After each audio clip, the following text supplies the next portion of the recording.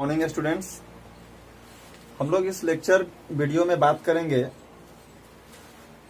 Biology के 12th chapter का, जिसमें पहला चैप्टर है आप लोग का reproduction in organism. Reproduction in organism. देखिए, बायोलॉजी का ये जो फर्स्ट चैप्टर है, इसमें चूंकि हम लोग बात करते हैं प्लांट के रिलेटेड भी और एनिमल से रिलेटेड भी, सबसे पहले हम लोग को ये जानना होगा कि what do you mean by reproduction. तो अगर इसको हम लोग बेसिकली दो शब्द में तोड़ते हैं, री प्लस प्रोडक्शन। री का मतलब होता है अगेन एंड अगेन, और प्रोडक्शन का मतलब होता है टू प्रोड्यूस। मतलब हम लोग सिंपली बोल सकते हैं कि जो कोई भी ऑर्गेनिज्म अगर बार बार अपनी संतति का फॉर्मेशन करा रहा है, इसका मतलब ये है कि वो कंटिन्यूअसली रिप्रोडक्शन को जा रहा है। अब बात ये आती है कि क्या सारे के सारे ऑर्गेनिज्म किसी भी समय में रिप्रोडक्शन कर सकते हैं? लेकिन ऐसा नहीं होता। हम लोग एक बात करेंगे लाइफ स्पैन की।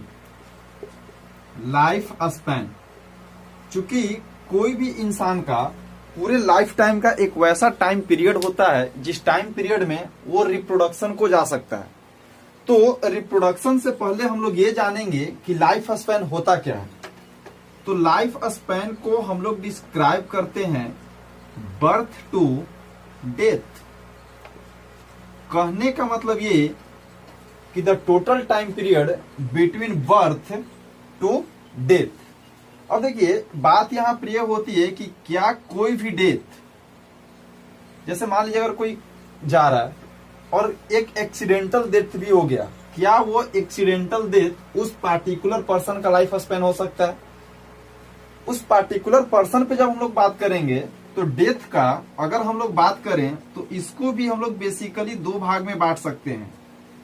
पहला होगा नेचुरल डेथ, या हम लोग इसको बोल सकते हैं लीगल डेथ। Legal death. दूसरा होता है एक्सीडेंटल डेथ। लेकिन एक्सीडेंटल डेथ कभी भी लाइफ स्पैन को डिटरमाइन नहीं करा सकता, क्योंकि ये कभी भी घटित हो सकता है, और इसलिए इसको हम लोग लाइफ स्पैन के अंडर में कंट्रीब्यूट नहीं करते। लेकिन बहुत सारे लोग ये बोलते हैं कि the total time period between birth to death, लेकिन ये कहना उचित ना होकर के हम लोग बोल सकते हैं द टोटल टाइम पीरियड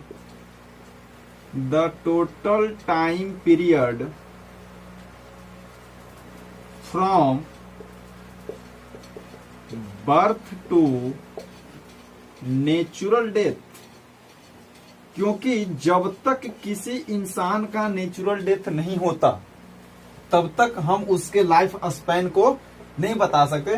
जैसे अगर अदरवाइज अगर इसको हम लोग इस तरह से भी समझ सकते हैं कि अगर मान लो लाइफ स्पैन की अगर जो कोई बात करता है, होता क्या है कि इसको हम लोग बेसिकली दो पार्ट में बांट सकते हैं।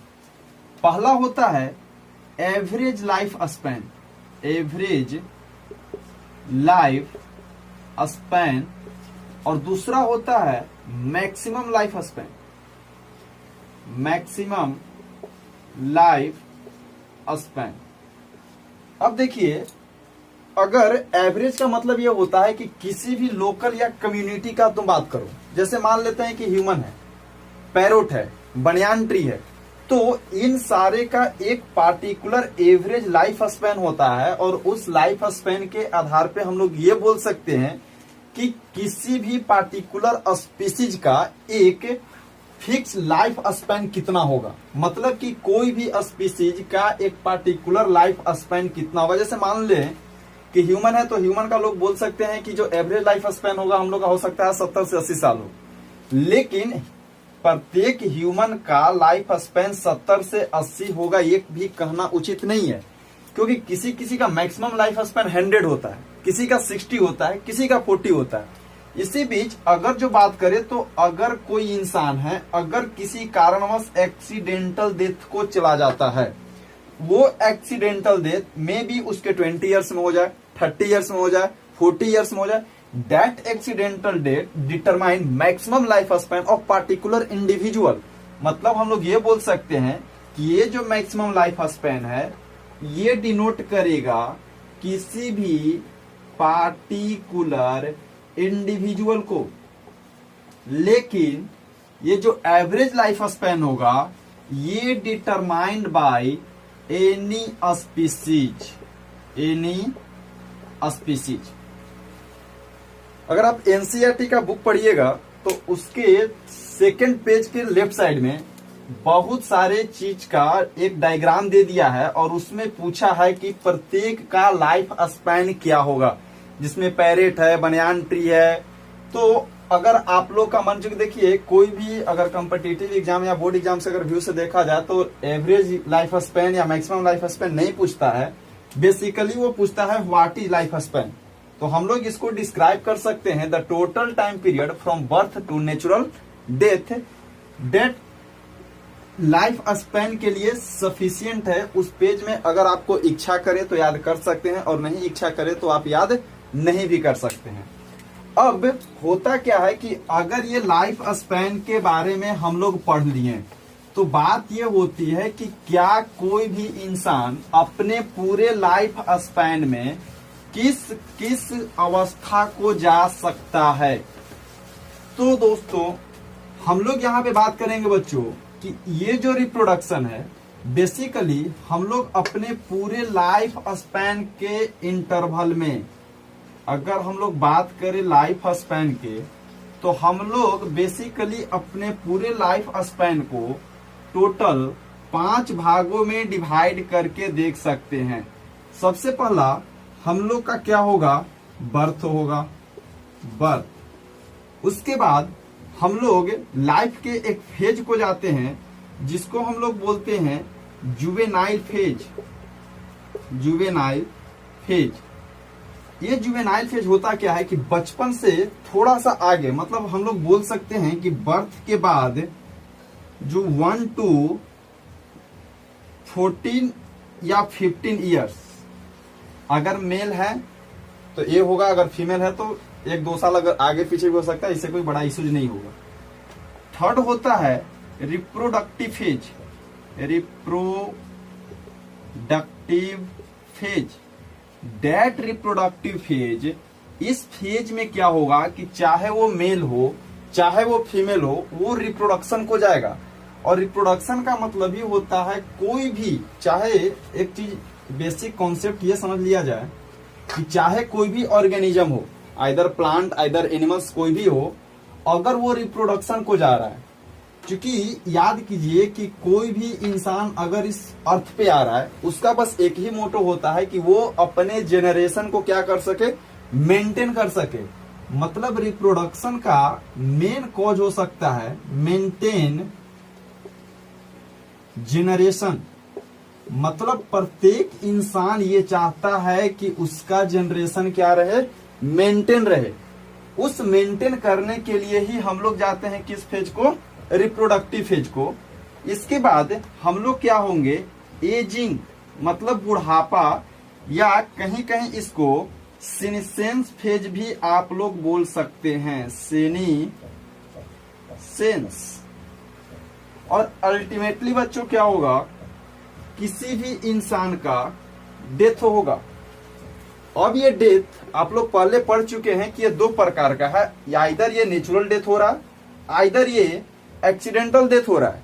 अगर एक्सीडेंटल डेथ होगा तो मैक्सिमम लाइफ स्पैन को उस पार्टिकुलर इंडिविजुअल को डिटरमाइन कराएगा, और अगर नेचुरल डेथ होगा तो इस इंसान के लिए भी वो क्या होगा, उसके एक पार्टिकुलरली लाइफ स्पैन को डिटरमाइन कराने के लिए क्या होगा, रिस्पॉन्सिबल होगा।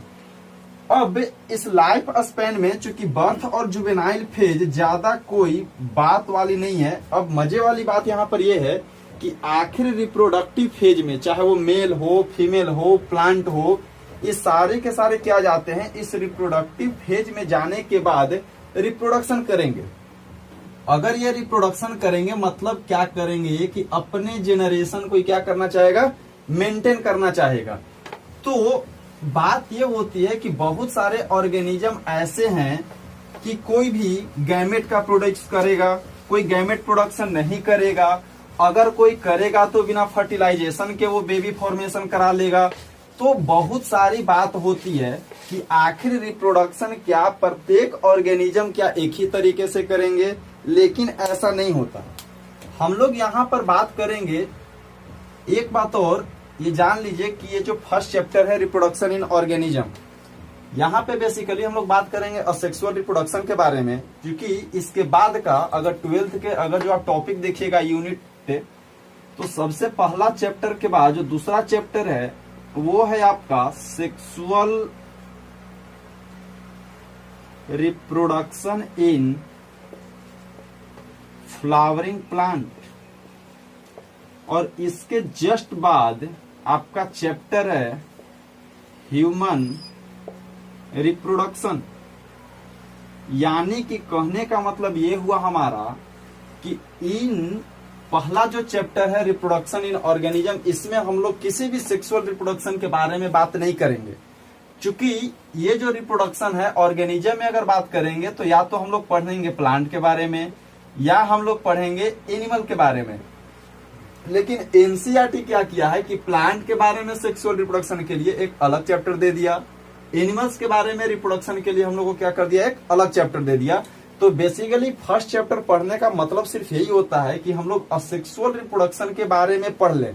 असेक्सुअल रिप्रोडक्शन प्लांट में भी होगा, असेक्सुअल रिप्रोडक्शन एनिमल में भी होगा। अगर प्लांट में होगा तो किस किस मेथड को जाएगा, एनिमल में होगा तो किस किस मेथड को जाएगा। तो बहुत सारे जो भी पॉसिबिलिटीज है वो हम लोग 1 बाय 1 करके अभी देख रहे हैं। तो सबसे पहले रिप्रोडक्शन को हम लोग बांटते हैं 2 पार्ट्स में।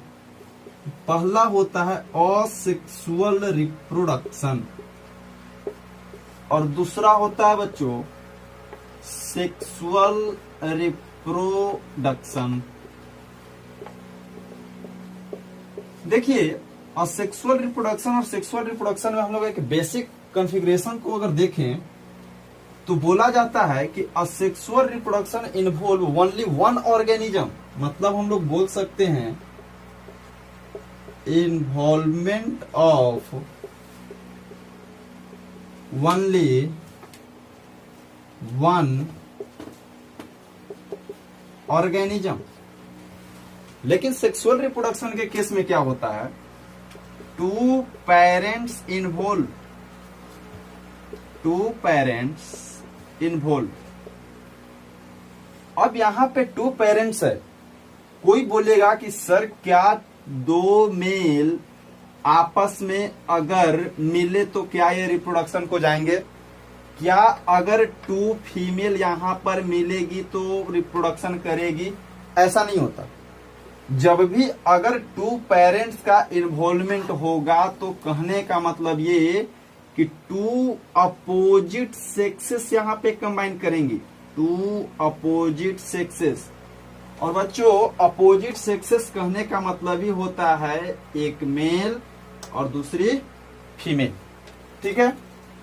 उसके बाद इन्वॉल्वमेंट ऑफ गैमेट में अगर जो एक ऑर्गेनिज्म है तो असेक्सुअल रिप्रोडक्शन में एक चीज बोला जाता है कि नो फ्यूजन ऑफ गैमेट। देखिएगा यहां पे बिल्कुल कंफ्यूज नहीं करना है कि यहां पे लिखा हुआ है फ्यूजन। हम लोग इसके बाद पढ़ेंगे कि फ्यूजन और फिजन दोनों 2 वर्ड हैं, फ्यूजन एंड फिजन। फ्यूजन का मतलब होता है मिलना और फिजन का मतलब होता है टूटना, ब्रेक डाउन। तो यहां पे बच्चों बोल रहा है कि no fusion of gamete but formation of gamete, but formation of gamete occurs. और याद कीजिए जब हम लोग 11th में एनिमल किंगडम पढ़ते हैं वहां पे हम लोग वर्ड पढ़ते हैं पार्थेनोजेनेसिस। मतलब कहने का ये कि ये जो असेक्सुअल रिप्रोडक्शन है, बहुत सारे लोग ये बोलते हैं कि in the cases of asexual reproduction no formation of gamete, but ऐसा नहीं होगा। फॉर्मेशन ऑफ गैमिट होगा, लेकिन यहां पर फ्यूजन ऑफ गैमिट नहीं होगा। इस केसेस में क्या होगा, सेक्सुअल रिप्रोडक्शन के केसेस में fusion and formation of gamete दोनों होगा। बोल सकते हैं formation and fusion of gamete occurs. मतलब कहने का ये कि असेक्सुअल रिप्रोडक्शन के केसेस में गैमेट का तो फॉर्मेशन होगा, लेकिन गैमेट का फ्यूजन कभी भी नहीं होगा। तो अगर मान लीजिए कि कोई ये पूछ दे कि क्या गैमेट का फॉर्मेशन होना असेक्सुअल रिप्रोडक्शन को डिटरमाइन कराएगा या सेक्सुअल रिप्रोडक्शन को डिटरमाइन कराएगा, तो इस आधार पर हम लोग ये कदापि नहीं कह सकते कि formation of gamete represent asexual reproduction और सेक्सुअल रिप्रोडक्शन, बल्कि कोई ये बोल दे कि फ्यूजन ऑफ गैमेट, तो याद रखिएगा फ्यूजन ऑफ गैमेट केवल और केवल किस में होगा, सेक्सुअल रिप्रोडक्शन के केसेस में होगा। और जब भी फ्यूजन ऑफ गैमेट होगा वो रिप्रेजेंट किसको करेगा, सेक्सुअल रिप्रोडक्शन को।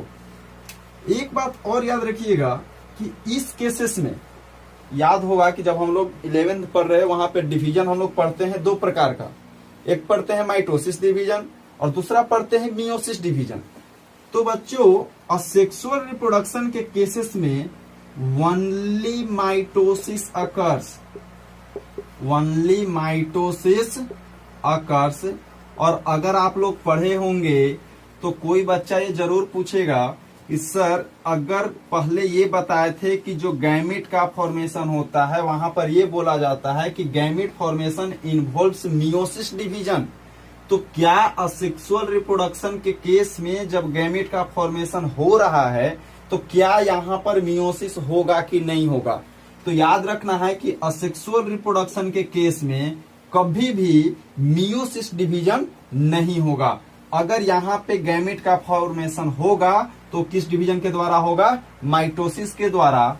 लेकिन बच्चों सेक्सुअल रिप्रोडक्शन के केस में both meiosis and mitosis division occurs, meiosis and mitosis division occurs. एक चीज और देखने वाली बात है कि जो माइटोसिस और मियोसिस के बाद अगर यहाँ पे जितने भी ऑफस्प्रिंग, ऑफस्प्रिंग कहने का मतलब होता है बेबी, तो असेक्सुअल रिप्रोडक्शन के केसेस में जितने भी ऑफस्प्रिंग बनेंगे सारे के सारे ऑफस्प्रिंग एक दूसरे के कॉपी होते हैं। लेकिन जरा सोचिए कि हम लोग किस रिप्रोडक्शन को जाते हैं, सेक्सुअल रिप्रोडक्शन को, लेकिन क्या जैसे हमारे पेरेंट्स होते हैं वैसे हम लोग होते हैं, नहीं। लेकिन एक एग्जाम्पल देखिए कि अगर अमीबा, बैक्टीरिया, वो सारे के सारे डिवाइड करते हैं लेकिन सब क्या होता है, एक दूसरे के जस्ट कॉपी होते हैं। तो याद कीजिएगा असेक्सुअल रिप्रोडक्शन के केसेस में जितने भी ऑफस्प्रिंग का फॉर्मेशन होगा सारे के सारे ऑफस्प्रिंग क्या होते हैं, एक दूसरे के कॉपी होते हैं। और वो कॉपी केवल देखने में नहीं होते, जेनेटिकली भी होंगे। और उस टर्म को बच्चों हम लोग लिखते हैं क्लोन। इसको डिस्क्राइब किया जाता है कि इट, या नॉर्मली लिख सकते हैं मॉर्फोलॉजिकली एंड जेनेटिकली इक्वल। अब कोई ये बोलेगा कि सर ये मॉर्फोलॉजिकली और जेनेटिकली क्या है, तो बच्चों याद रखिए कि मॉर्फोलॉजिकली का मतलब होता है external appearance of body, external appearance. और जेनेटिकली का मतलब होता है जीन, मतलब हम लोग समझ सकते हैं जेनेटिकली मतलब जीन के आधार पे। मतलब अगर हमारे पेरेंट्स को अगर 46 जीन है तो हमारा भी 46 जीन होता है। इसका मतलब ये नहीं कि हम लोग क्लोन हैं। यहाँ पे मॉर्फोलॉजिकली भी क्या होना चाहिए, इक्वल होना चाहिए, मतलब कि जैसा जो पेरेंट्स था उसके एग्जैक्ट कॉपी उसका क्या होगा, ऑफस्प्रिंग होगा। लेकिन यहाँ पे ऐसा कुछ नहीं होता। ठीक है, अब हम लोग बात करेंगे टाइप्स ऑफ असेक्सुअल रिप्रोडक्शन का। चूंकि मैंने पहले ही बोल दिया है कि सेक्सुअल रिप्रोडक्शन के लिए ऑलरेडी एनसीईआरटी में 2 चैप्टर बना दिया गया है, sexual reproduction in flowering plant and human reproduction. तो हम लोग इस चैप्टर में सेक्सुअल रिप्रोडक्शन के बारे में नहीं समय देते हुए हम लोग बात किसके बारे में करते हैं, असेक्सुअल रिप्रोडक्शन के बारे में। तो बच्चों अभी हम लोगों ने ये देखा कि असेक्सुअल रिप्रोडक्शन में इन्वॉल्वमेंट किसका होगा, केवल और केवल एक पेरेंट्स का इन्वॉल्वमेंट होगा। तो याद कीजिए कि असेक्सुअल रिप्रोडक्शन दोनों के साथ हो सकता है, asexual reproduction in plant, asexual reproduction in plant and animal also. लेकिन हम लोग यहां पर बात किसके बारे में करेंगे, अभी बात करेंगे असेक्सुअल रिप्रोडक्शन इन प्लांट के बारे में। या बेहतर है कि सबसे पहले हम लोग पढ़ ले असेक्सुअल रिप्रोडक्शन इन एनिमल, चूंकि आप लोग 10th में भी इसके बारे में पढ़े होंगे, इसीलिए हम लोग बात करते हैं असेक्सुअल रिप्रोडक्शन इन एनिमल। सबसे पहला और कॉमन जो हम लोग बचपन से पढ़ते आ रहे हैं वो है हमारा फीजन। फीजन देखिए यहां भी आया फीजन, वहां पे था फ्यूजन। तो मैंने बार बार बोल रहा है कि फीजन और फ्यूजन में बिल्कुल कंफ्यूज मत कीजिएगा। फीजन का मतलब टूटेगा और फ्यूजन का मतलब जुड़ेगा। फीजन में सबसे पहला होता है सिंपल बाइनरी फीजन। अगर बच्चों फीजन में टूटेगा, इसका सिंपल कॉन्सेप्ट है कि one organism divides into two offspring. और याद कीजिए कि हम लोग 11th के सेल साइकिल में पढ़े हैं कि karyokinesis is followed by cytokinesis. Karyokinesis is followed by cytokinesis. तो बच्चों इसका मतलब ये होता है कि karyokinesis is followed by cytokinesis. तो जो नए स्टूडेंट हैं उनके लिए बोल दें कि कार्योकाइनेसिस को अगर तोड़िएगा तो बच्चों ये टूटेगा 2 भाग में, कार्यो प्लस काइनेसिस। कार्यो का मतलब होता है न्यूक्लियस और काइनेसिस का मतलब होता है डिवीजन। सिमिलरली अगर इस साइटोकाइनेसिस को भी तोड़ा जाए तो साइटोकाइनेसिस को भी हम लोग बेसिकली 2 भाग में तोड़ सकते हैं। साइटो का मतलब होता है साइटोप्लाज्म। मतलब ये बोल सकते हो कि कार्योकाइनेसिस का मतलब होगा डिवीजन ऑफ न्यूक्लियस और साइटोकाइनेसिस का मतलब होगा डिवीजन ऑफ साइटोप्लाज्म। तो कहने का मतलब ये कि karyokinesis is followed by cytokinesis. मतलब जब भी अगर हम लोग किसी भी सेल डिवीजन का बात करेंगे तो किसी भी सेल को डिवाइड करने के लिए सबसे पहले उसका कौन डिवाइड करेगा, न्यूक्लियस। और न्यूक्लियस डिवीजन के तुरंत बाद कौन सा डिवीजन होना चाहिए, साइटोकाइनेसिस, मतलब साइटोप्लाज्म का डिवीजन होना चाहिए। तो बाइनरी फ्यूजन में का सबसे बेस्ट एग्जाम्पल क्या होता है, अमीबा। देखिए ये बाइनरी फ्यूजन भी हम लोग 2-3 प्रकार के पढ़ेंगे। एक लॉन्गिट्यूडिनल बाइनरी फ्यूजन पढ़ेंगे, एक ट्रांसवर्स बाइनरी फिजन पढ़ेंगे, इसको अभी इरेज कर दिया जाए।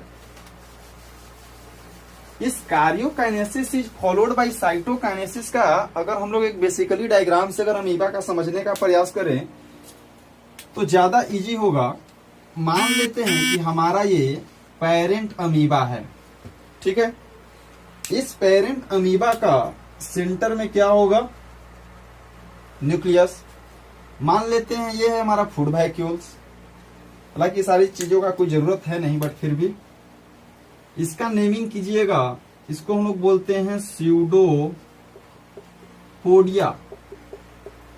Also known as false foot. Cytoplasm इसके पूरे बॉडी में भरा रहेगा,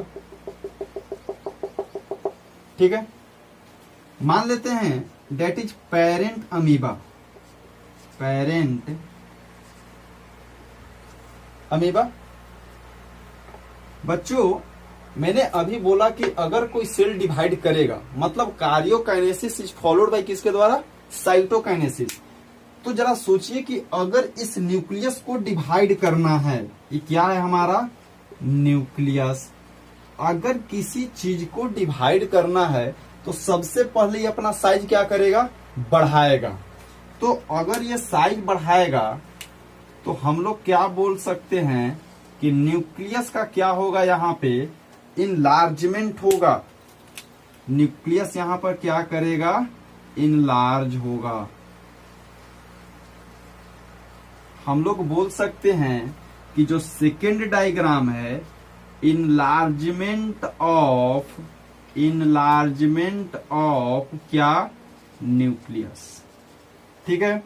पूरे के पूरे बॉडी में अभी फैला हुआ है। फूड वैक्यूल ऑलरेडी अवेलेबल है, ठीक है। अगला होगा न्यूक्लियस का डिवीजन। तो बच्चों याद रखना कि अगर सपोज कीजिए कि अगर इसको डिवाइड करना है तो साइटोप्लाज्म, ये जो प्लाज्मा मेम्ब्रेन है, प्लाज्मा मेम्ब्रेन क्या करेगा कि अंदर की तरफ इन्वेजिनेशन को जाएगा। अब सपोज कीजिए कि अगर ये प्लाज्मा मेम्ब्रेन अंदर की तरफ जाए, मतलब ये जो है अगर हम इसको शॉर्ट करें तो सपोज कीजिए कि ये प्लाज्मा मेम्ब्रेन कुछ नीचे की तरफ ऐसे बढ़ रहा है और ये प्लाज्मा मेम्ब्रेन कुछ ऐसे बढ़ना शुरू किया। तो अगर ये बढ़ना शुरू किया तो जरा अब खुद से सोचिए कि क्या ये न्यूक्लियस पे दबाव बनाएगा कि नहीं बनाएगा। और जैसे ही न्यूक्लियस पे प्रेशर पड़ेगा ये न्यूक्लियस क्या करेगा, दो भाग में टूट जाएगा। And that process is known as karyokinesis,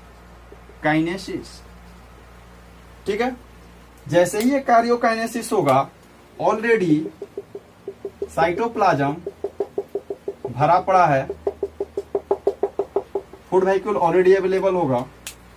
उसके बाद ये और अंदर की तरफ जैसे ही जाएगा ये प्लाज्मा मेम्ब्रेन, तो प्लाज्मा मेम्ब्रेन से जाने के बाद क्या होगा, ये दोनों अमीबा अब अलग अलग टूटेंगे और that is known as cytokinesis, cytokinesis.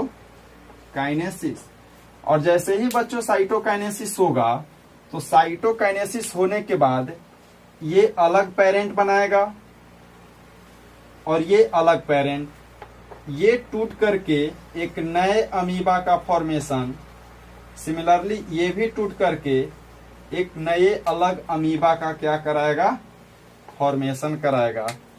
इसमें हम लोग ये देख रहे हैं कि एक पेरेंट अमीबा सेल से टू न्यू ऑफस्प्रिंग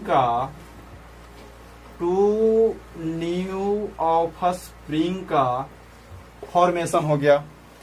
अब जो ये दो न्यू ऑफस्प्रिंग बने हैं जरा देखिएगा, मोर और लेस, चूंकि डायग्रामेटिकली रिप्रेजेंटेशन है तो मोर और लेस देखिएगा तो ये जो पेरेंट अमीबा है एग्जैक्ट एज लाइक किसके जैसा नजर आ रहा है, ये ऑफस्प्रिंग के जैसा।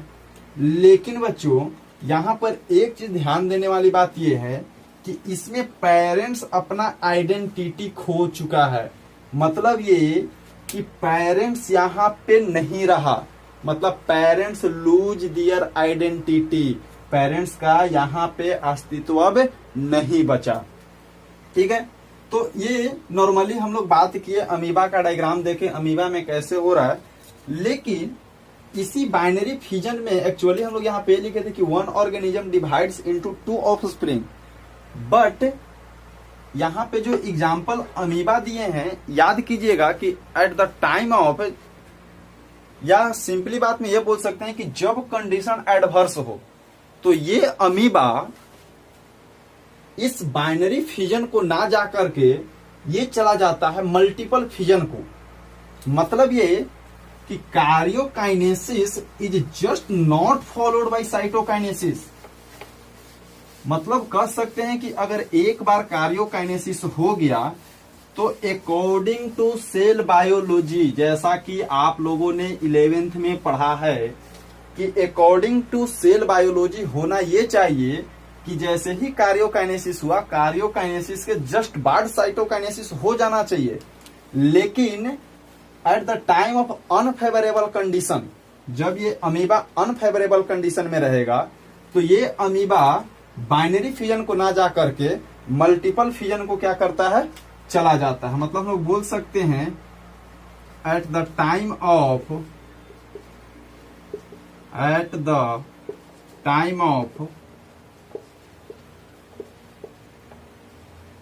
Unfavourable condition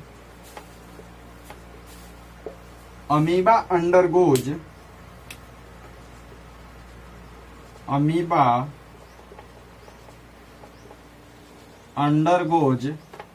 multiple fission. यहां पे होता क्या है बच्चों कि अगर मान लो ये अमीबा है, इस अमीबा के बाहर में सिस्ट का लेयर बन जाता है जो बहुत हार्ड होता है। ठीक है, अगर यहाँ पे एक बार कार्योकाइनेसिस हुआ तो होना ये चाहिए कि कार्योकाइनेसिस के बाद अगर साइटोकाइनेसिस होता तो ये अमीबा ब्रेकडाउन करता और 2 न्यू इंडिविजुअल का फॉर्मेशन करा देता, लेकिन ऐसा नहीं होता। तो होता क्या है कि ये कार्योकाइनेसिस कंटिन्यू इस सेल के अंदर में होना शुरू हो जाता है और ये तब तक होते रहेगा जब तक इसका फेवरेबल कंडीशन नहीं आता। अब सपोज करो कि जैसे ही इसके अंदर कार्योकाइनेसिस हो रहा है तो कहीं ना कहीं इस प्लाज्मा मेम्ब्रेन पर क्या हो रहा होगा, प्रेशर पड़ रहा होगा। लेकिन ये जो सिस्ट होता है, ये सिस्ट बहुत हार्ड होता है, हार्ड एंड रिजिड होने के कारण ये क्या करता है कि इसको एकदम बांधे रहता है। ठीक है, जैसे ही फेवरेबल कंडीशन आएगा ये सिस्ट क्या होगा, हटेगा और ये क्या करेगा, प्रेशर लगाते रहेगा। जैसे ही प्रेशर लगेगा ये सारा का सारा अमीबा क्या होगा, बाहर निकलेगा और एक बार में एक से ज्यादा अमीबा का क्या कराएगा, फॉर्मेशन करा देगा। ठीक है, खैर ये तो बात हो, लेकिन यहाँ पे एक चीज ध्यान दीजिएगा कि अगर अमीबा का मेनली पूछा जाए कि अमीबा किस विधि के द्वारा डिवीजन करता है तो सिंपल आंसर होगा बाइनरी फिजन। लेकिन अगर किसी कारणवश अगर ये पूछा जाए कि अमीबा अनफेवरेबल कंडीशन में किस डिवीजन को जाता है तो आंसर क्या होगा बच्चों, मल्टीपल डिवीजन। ठीक है, अब हम लोग बात करते हैं या सिंपली एक चीज और कि मल्टीपल डिवीजन में सबसे कॉमन है प्लाज्मोडियम। जो मल्टीपल फिजन है, मल्टीपल फिजन याद कीजिए एक मलेरियल पैरासाइट है जिसके द्वारा हम लोग को जो फीवर होता है मलेरिया, वो मलेरियल पैरासाइट प्लाज्मोडियम हम लोग के बॉडी में जाने के बाद ये भी किस डिवीजन को जाता है, इस मल्टीपल फिजन को ही जाता है। ठीक है, इस मल्टीपल फिजन में क्या होगा कि प्लाज्मोडियम एक से ज्यादा एक समय में क्या करेगा, ये प्रोड्यूस कराएगा। ठीक है, उसके बाद बेसिकली अगर ये तो सिंपल बाइनरी फिजन है, अगर आप कोई साइड बुक यूज कीजिएगा तो इस बाइनरी फिजन को भी मेनली बांटा जाता है 2 भाग में। एक होता है लॉन्गिट्यूडनल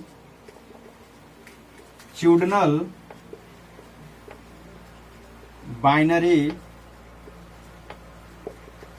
फिजन, और दूसरा होता है बच्चों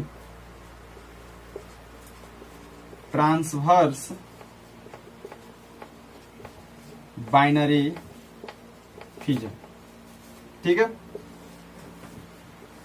तो ये हुआ हम लोग का फिजन।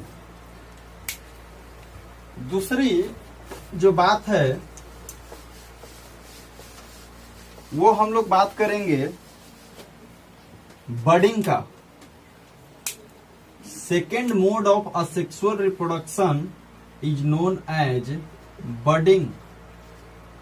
देखिए, बडिंग को हम लोग मेनली बोलते हैं कली। ठीक है, ये जो बडिंग होगा, बडिंग इसमें ऐसा बोला जाता है कि इसको बेसिकली आप दो भाग में बांट देते हैं। होगा क्या कि हम लोग जो बेसिक या ऐसे पढ़ें, एक होता है एक्सोजेनस और दूसरा होता है इंडोजीनस। एक्सोजीनस का मतलब होगा ये ग्रोथ करेगा, आउटर ग्रोथ, या हम लोग बोल सकते हैं कि bird grow outer surface, outer surface. Example में इसका ईस्ट, एग्जाम्पल इसका क्या होगा भाई, ईस्ट। अगर इसका बेसिकली एक डायग्राम देखें, मान लेते हैं ये हमारा ईस्ट है, तो देखिए बर्ड का मतलब होगा एक्चुअली इसके किसी भी आउटर सरफेस से, कहीं से भी एक स्मॉलर बर्ड का क्या होगा कि फॉर्मेशन होगा। ठीक है, जैसे जैसे ये बढ़ेगा ये बॉडी से डिटैच होगा, और डिटैच होने के बाद एक नए ईस्ट का क्या करा देगा, फॉर्मेशन करा देगा। ये है इंडोजिनसली। और याद कीजिएगा एक फ्रेश वाटर स्पॉन्ज होता है, फ्रेश वाटर स्पॉन्ज। एक्चुअली इसमें होगा क्या कि अगर इसका डायग्राम देखें तो ये होता है माइक्रोपाइल, इसके अंदर में इस गेम्यूल का फॉर्मेशन होता है। क्योंकि ये फ्रेश वाटर स्पॉन्ज है, ये गेम्यूल क्या होगा कि आफ्टर समटाइम्स ये पानी में क्या होगा, रन ऑफ होगा। ठीक है, रन ऑफ जैसे ही होगा उसके बाद ये फिर से ग्रोथ करेगा, और ग्रोथ करने के बाद ये कुछ ऐसा स्ट्रक्चर बनाएगा और ये डेवलप करता है इसके बॉडी में आर्कियोसाइट्स। क्या डेवलप करेगा, एक्चुअली ये डायग्राम एनसीईआरटी में दिया हुआ और इसका नेमिंग ध्यान दीजिएगा। इसको हम लोग बोलते हैं आर्कियोसाइट्स। ठीक है, लेकिन इसके बाहर में एक वाल का फॉर्मेशन होता है, इसको हम लोग बोलते हैं स्पाइक्यूल्स। तो बेसिकली इन सारी चीजों के बारे में ध्यान नहीं देना है। बेसिकली इसका सारी चीजों का एग्जांपल याद रखिएगा कि बर्डिंग में क्या होगा, एक्सोजेनसली ईस्ट जाएगा, इंडोजेनसली कौन जाएगा, स्पॉन्ज जाएगा। अगला जो हम लोग का जो होगा वो है स्पोर फॉर्मेशन। अगला जो मोड ऑफ असेक्सुअल रिप्रोडक्शन होगा बच्चों, वो क्या है हमारा, स्पोर फॉर्मेशन। और अगर आप लोग का याद होगा तो हम लोग प्लांट किंगडम में पढ़े थे स्पोर फॉर्मेशन। प्लांट किंगडम में हम लोग स्पोर फॉर्मेशन के बारे में ऑलरेडी पढ़े थे कि कुछ स्पोर क्या होते हैं, मोटाइल होते हैं, कुछ स्पोर क्या होंगे, नन मोटाइल होंगे। तो यहाँ पे यहाँ से ज्यादा अगर बात किया जाए तो हम लोग 11th में प्लांट किंगडम में बहुत सारे स्पोर के बारे में पढ़े थे। अल्पाइनो स्पोर पढ़े, मतलब वहां पे सिंपली यहाँ पे अगर जो इस स्पोर का बात किया जाए तो हम लोग एक स्पोर का बात करते हैं जो मोटाइल इन नेचर होगा, मोटाइल इन नेचर, जिसको हम लोग बोलते हैं जूस्पोर।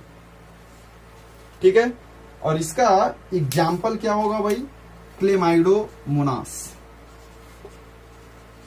क्लेमाइडोमोनास।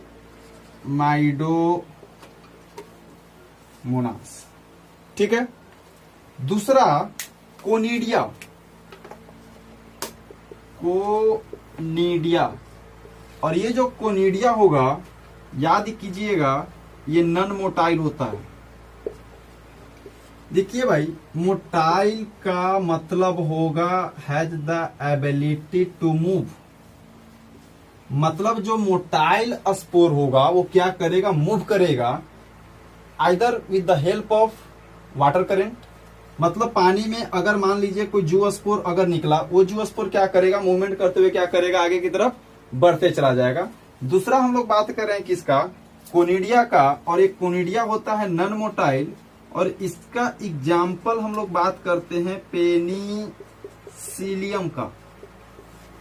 ठीक है, मतलब अगर इसका, और एक चीज और याद रखिएगा कि ये जो बच्चों कोनिडिया होगा, ये ऑलवेज कैसा होगा, चेन में होगा, ऑलवेज इन चेन।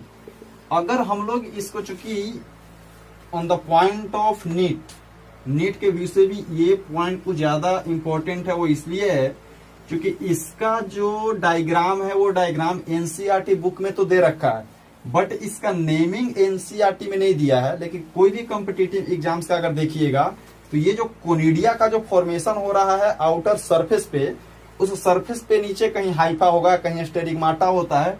तो उन सारे का कहीं ना कहीं आपको नेमिंग क्या रखना है, ध्यान में रखना है। और एग्जाम्पल तो आपको ऑलरेडी दिमाग में रखना ही रखना है। तो अगर हम लोग उसके डायग्राम का बात करें तो ये जो सबसे नीचे में जो होता है, ये होता है हमारा हाइफे। हाइफे के जस्ट ऊपर आपको मिलेगा बच्चों मेटुलेई।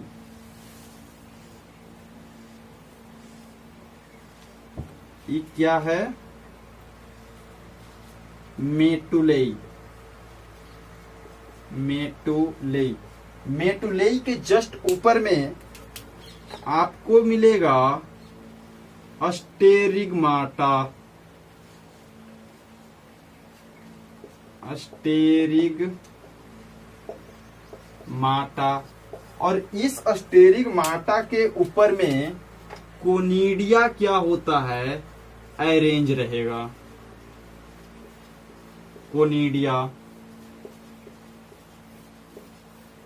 ये है हमारा कोनिडिया। एक चीज और बच्चों कि ये जो कोनिडिया का जो फॉर्मेशन हो रहा है, कहीं कहीं पे ये डायग्राम बना देगा और आपसे ये पूछेगा कि what is the number of conidia in the given diagram. अगर मान लो किसी को नहीं पता रहेगा, वो क्या करेगा, 1 2 3 4 5 6 7 8 9। लेकिन आपको पता है कि जो सबसे निचला लेयर होता है that is known as hyphae. Hyphae पे क्या होगा, मेटुलेई। मेटुलेई के जस्ट ऊपर क्या होगा, अस्टेरिगमाटा। और अस्टेरिगमाटा के सरफेस पर क्या होता है, कोनिडिया का फॉर्मेशन होगा। ठीक है, याद करना बच्चों, एक्चुअली हम लोग इसको मॉर्फोलॉजी में भी पढ़े हैं, एक्रोपेटल ऑर्डर और बेसिपेटल ऑर्डर। ये जो कोनिडिया होगा, conidia are arranged in acropetal order. Acropetal order. बच्चों आपको ये पूछेगा कि सर ये एक्रोपेटल क्या होता है, बेसिपेटल क्या होता है, तो एक बात जान लीजिए कि ये जो एक्रोपेटल ऑर्डर होगा, इसका मतलब ये होता है कि जो बर्ड का फॉर्मेशन हो रहा है, जो छोटा और न्यूली फॉर्म्ड बर्ड होगा, वो ऑलवेज क्या होगा, इस टिप पे होगा। अगर हम लोग इसको डिफ्रेंशिएट करने का प्रयास करें तो बोल सकते हैं कि नीचे में बड़ा बड़ा बर्ड होगा और जैसे जैसे ऊपर जाएंगे वैसे क्या होगा, छोटा छोटा बर्ड अरेंज होते चला जाएगा। ठीक है, मतलब ये कि जो सबसे नीचे होगा वो होगा ओल्ड, और जो टॉप पे होगा टॉप बर्ड कैसा होगा बच्चों, न्यू होगा। ठीक है, ये हम लोग का था स्पोर फॉर्मेशन। अब जो अगला पॉइंट है वो हम लोग बात करेंगे another mode of a sexual reproduction जो कि आप लोग 9th से ही पढ़ते आ रहे हैं, और उसका नाम है फ्रैगमेंटेशन। क्या बोलेंगे उसको? फ्रैगमेंटेशन। फ्रैगमेंटेशन। देखो भाई, इस वर्ड से ही क्लियर है फ्रैगमेंटेशन। फ्रैगमेंट, फ्रैगमेंट का मतलब क्या होता है? टुकड़ा। जैसे मान लो कि ये कोई एक ऑर्गेनिज्म है and that is known as spirogyra. Spirogyra, ये हम लोग का कुछ स्पाइरोगाइरा है। इसमें होता क्या है कि each fragment has the ability to develop and formation of a new complete organism takes place. ठीक है, मतलब ये कि अगर सपोज करो इसको हम लोग यहां से ब्रेक डाउन कर रहे हैं, इसको दो भाग में तोड़ते हैं। ठीक है, दो भाग में तोड़ेंगे तो होगा क्या कि एक ये बन जाएगा और एक ये बन जाएगा। ठीक है, अब ये भी डेवलप करके एक कंप्लीट स्पाइरोगाइरा बना देगा, ये भी डेवलप करके एक कंप्लीट स्पाइरोगाइरा का क्या करा देगा? फॉर्मेशन करा देगा। ठीक है, तो फ्रैगमेंटेशन में हमको एग्जांपल क्या याद रखना है? स्पाइरोगाइरा। और एक जो कॉमन एग्जांपल है जिसको हम लोग कहीं बोलते हैं true regeneration capacity in the cases of planaria. Planaria, true regeneration, हम लोग इसको बोलते हैं भाई ट्रू रीजेनरेशन। अगर बच्चों एक प्लेनेरिया का डायग्राम देखते हैं तो प्लेनेरिया कुछ ऐसा नजर आता है।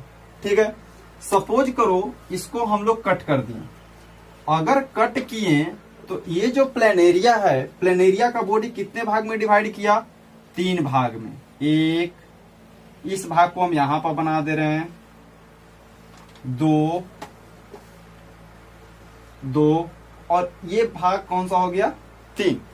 अब देखिए फ्रैगमेंट में ये है कि each fragment has the ability, बोल सकते हैं कि each fragment develop and form a new individual.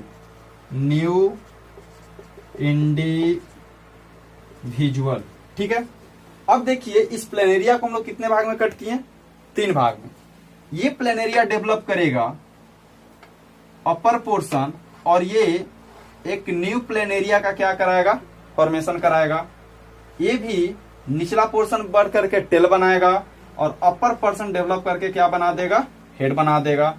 इसका भी अपर पोर्शन डेवलप करेगा, और डेवलप करने के बाद एक न्यू प्लेनेरिया का क्या कराएगा बच्चों? फॉर्मेशन करा देगा।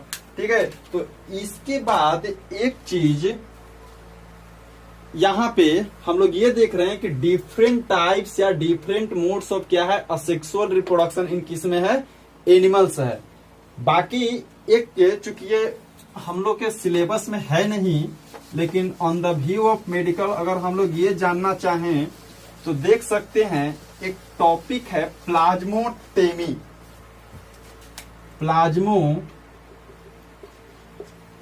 प्लाज्मोटोमी, और इसका जो बेस्ट एग्जाम्पल है वो है ओपेलिना।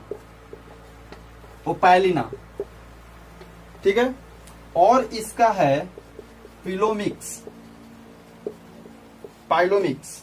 ठीक है, देखो ये एक्चुअली होता क्या है ना कि शुरू से ये मल्टी न्यूक्लिएट है, और याद करो भाई कि अगर कोई भी सेल डिवाइड करेगा तो बच्चों मैंने बताया कि अगर कोई सेल डिवाइड करेगा तो सेल को डिवाइड करने के लिए करना क्या है? कार्योकाइनेसिस के तुरंत बाद साइटोकाइनेसिस करना है। लेकिन in the cases of Opalina and Pelomyxa, karyokinesis is not followed by cytokinesis immediately. और इस केसेस में होगा क्या कि ये सबसे पहले सपोज करो कि मान लो कि कोई भी एक हम मान लेते हैं, चाहे ओपेलिना है चाहे ओपिलियोमिक्स है, इसके अंदर में सपोज करो कि ये मल्टी न्यूक्लिएट है, ठीक है। होना ये चाहिए कि सबसे पहले होना चाहिए कार्योकाइनेसिस, तब होना चाहिए साइटोकाइनेसिस। लेकिन ये क्या करता है कि सबसे पहले जाएगा साइटोकाइनेसिस को। किस डिवीजन को जाएगा भाई? साइटोकाइनेसिस। और बच्चों याद करो कि अगर ये साइटोकाइनेसिस को जाएगा तो इसका जो प्लाज्मा मेम्ब्रेन है वो प्लाज्मा मेम्ब्रेन क्या करेगा? अंदर की तरफ इन्वेजिनेट करेगा। और जैसे ही जब ये अंदर की तरफ इन्वेजिनेट करेगा तो इसका साइज क्या हो जाएगा? रिड्यूस हो जाएगा। तो ये जो ओपेलिना है इसका साइज क्या हो जाएगा? घट जाएगा और दो छोटे छोटे ओपेलिना का फॉर्मेशन हो गया। मान लेते हैं कि इसमें नंबर ऑफ न्यूक्लियस कितना है? टोटल 14, ठीक है। तो 7 नंबर ऑफ न्यूक्लियस, यहां पे 7, और सिमिलरली नंबर ऑफ न्यूक्लियस यहां पे भी क्या हो जाएगा? 7, ठीक है। 1 2